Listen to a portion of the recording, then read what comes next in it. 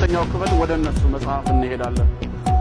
ወገኖቻችን ክርስቲያኖችን ጥያቄ እናቀርብላቸዋለን። ኢየሱስ አምላክ ነው፣ ፈጣሪ ነው፣ ጌታ ነው ብለው ስለሚያምኑ የጌታ አላህን ቃል አቅርበናል። ለኛ በቂ ማስረጃ ነው። ግን ይህንን የአላህን ቃል አምነው ካልተቀበሉ እስቲ እነሱ ከሚያምኑበት ወንጌል ደግሞ እንደዚሁ አንድ ሁለት እያልን ደግሞ ጥቅስ እናቀርብ። አንደኛ ጥያቄ ኢየሱስ አምላክ ከሆነ እናንተ እንደምትሉት ኢየሱስ ፈጣሪ ከሆነ ለምን እኔ አምላክ ነኝ አላለም? በወንጌላት ውስጥ አንድም ስፍራ ላይ ኢየሱስ ሲያስተምር እኔ አምላክ ነኝ ብሎ አላስተማረም። እስካሁን ባለው የወንጌል ክፍል ይህንን በቀጥታ የሚናገር አንድም ጥቅስ የለም። ለምንድን ነው ያላለው? እግዚአብሔር ከእኔ ሌላ አምላክ የለም እያለ በብሉይ ኪዳን በብዙ ጥቅሶች ሲናገር እናያለን። ለምሳሌ በነቢዩ ኢሳይያስ መጽሐፍ ምዕራፍ 44 ቁጥር 6 ላይ ትንቢተ ኢሳይያስ ምዕራፍ 44 ቁጥር 6 ምዕራፍ 44 ቁጥር 24 እዚህ ቦታ ላይ እኔ ብቻ አምላክ ነኝ ከኔ ሌላ የለም ማን ነው እስቲ ካለ ይምጣ ይናገር እያለ በግልጽ ይናገራል።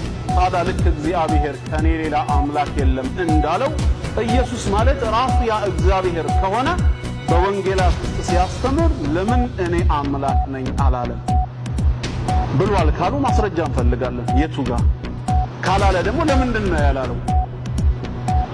ይሄ አንደኛው ነው በራሱ አምላክ ላለመሆኑ። አምላክ ከሆነ ማንነቱን መግለጽ አለበት። አላህ አምላክ ስለሆነ ነው የምናመልከው። አምላክም ነኝ ይላል፣ ከኔ ሌላም የለም ብሎ በግልጽ ይናገራል። ታዲያ ኢየሱስ ለምን ይሄን አይናገርም? አንድ ይሄ ነው በራሱ ማስረጃ። ግልጽ ነው። ሁለተኛ እንደውም በተቃራኒ እንላለን። በግልጽ ቋንቋ ኢየሱስ አምላክ አለኝ ብሎ ይናገራል። አምላክ ካለው እሱ እንዴት አምላክ ይሆናል?